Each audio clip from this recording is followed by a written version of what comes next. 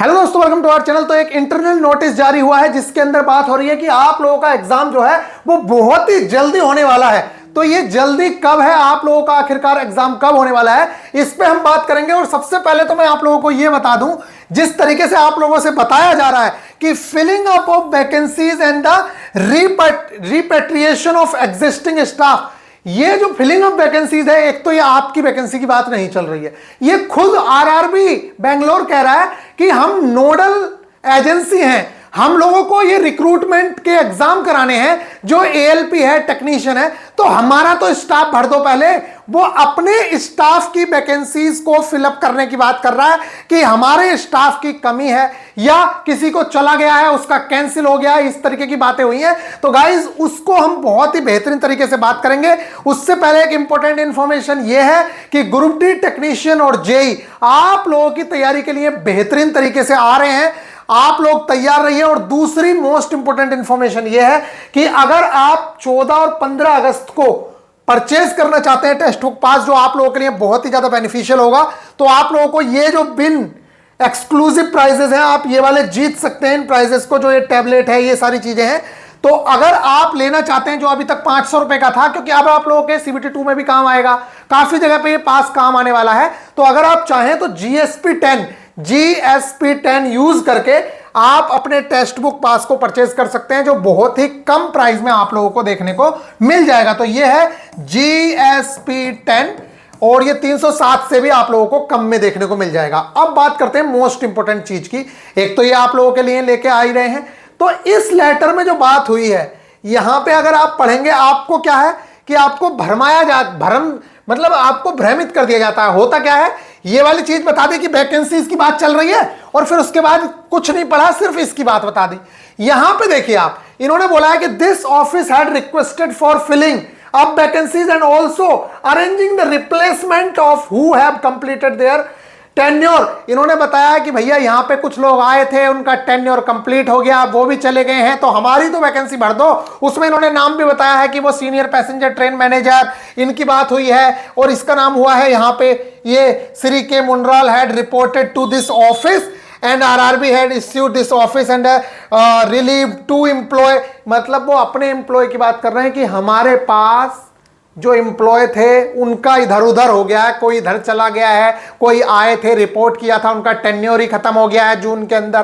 पहले वो अपनी वैकेंसीज की मांग कर रहे हैं। तो सबसे पहले तो जो ऊपर फिलिंग अप ऑफ वैकेंसीज, जो ये वाली वर्ड लिखी हुई है, ये वाली जो वर्डिंग लिखी हुई है यहां पे, फिलिंग ऑफ वैकेंसीज, ये आप लोगों के लिए नहीं है, ये उनके लिए बात चल रही है जो उन्हें अपना स्टाफ फिल करना है। ठीक है, इसलिए आप लोगों को थोड़ा सा समझदार होना चाहिए। दूसरी जो मोस्ट इंपॉर्टेंट न्यूज है वो ये जरूर है कि यहां पे एक इंटरनल न्यूज जरूर निकल के आई है, वो ये कि भैया उन्होंने ये कहा है कि हम ही क्या है, RRB Bengaluru is nodal for implantation.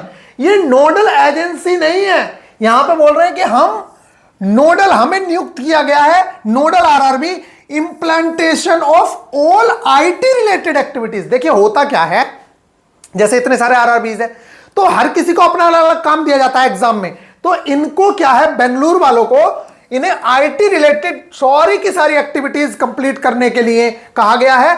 जो भी रिक्रूटमेंट होनी है, recruitment and involve in the maintenance of online indenting and recruitment management system OIRMS portal पे ही सारी वैकेंसीज आ रही हैं, आप लोगों को पता है।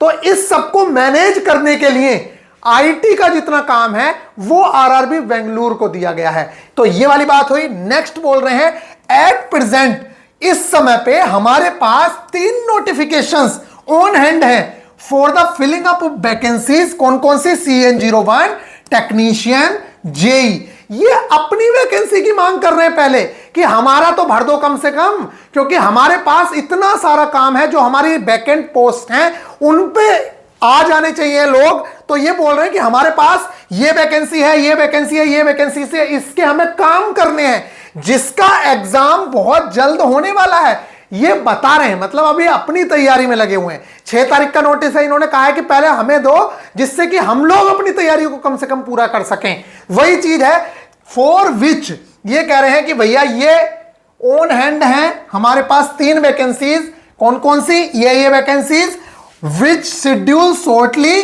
बहुत जल्द हम ये एग्जाम शेड्यूल होने वाले हैं और हमारे पास स्टाफ नहीं है। Vacancy assessment for the upcoming new CEN also have been created.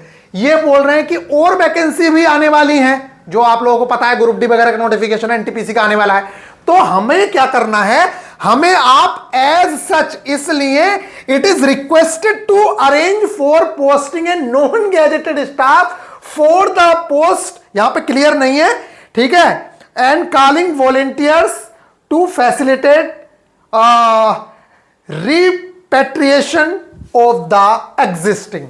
ये कह रहे हैं कि जो स्टाफ हमारे पास है या जो आना है उसकी पूर्ति हो जानी चाहिए। रिक्वेस्ट की है अरेंज करने के लिए, चाहे वो कहीं से भी आ रहे हो, posting of the non gazetted staff for the post of, ये क्लियर नहीं है क्या लिखा हुआ है। ये आप लोगों को ये बात समझ आई कि वो क्या कहना चाह रहे हैं। वो ये कहना चाह रहे हैं कि भैया हम नोडल आरआरबी बने हुए हैं, इसमें कोई नई बात नहीं है, नोडल आरआरबी हैं हम, हमारे पास सारी वैकेंसीज आती हैं और हमें आगे आईटी रिलेटेड सारा का सारा काम हमें ही करना है, ठीक है। इन्होंने ये बोला है कि आप हमारे यहां जो रिक्त हैं चीजें उनका अरेंजमेंट करवा दीजिए। सबसे पहली बात तो यह है। अब बात आती है कि शॉर्टली कब, तो सबसे पहली बात तो ये आपके एग्जाम के रिगार्डिंग नोटिस है ही नहीं। देखिए एग्जाम के रिगार्डिंग जो नोटिस देगा वो देगा आरआरबी अपना।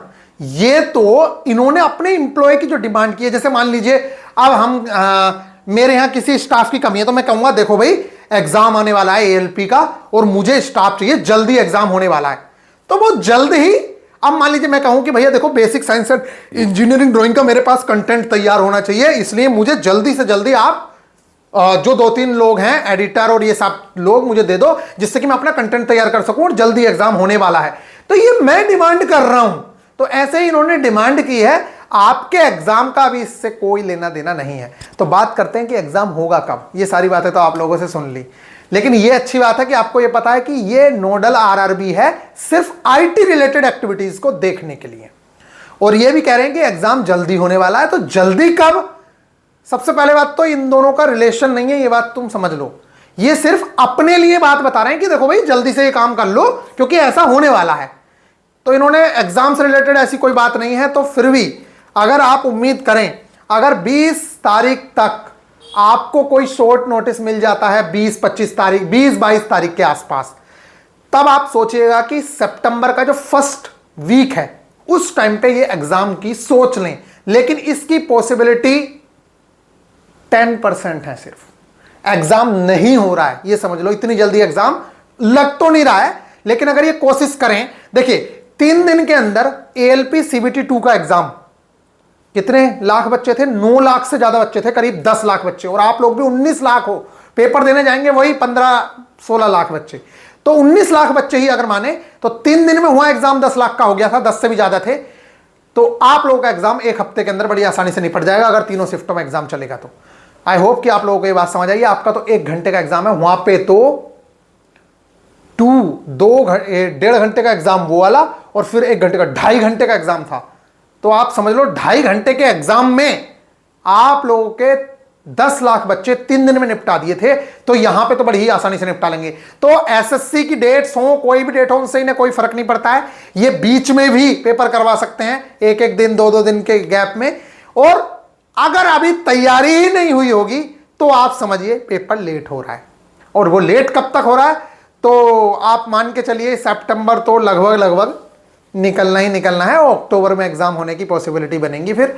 लेकिन मैं आपसे फिर भी कहूंगा कि आप अपनी तैयारी को ऐसा रखिए कि किसी भी समय एग्जाम हो आप लोग फोड़ पाएं।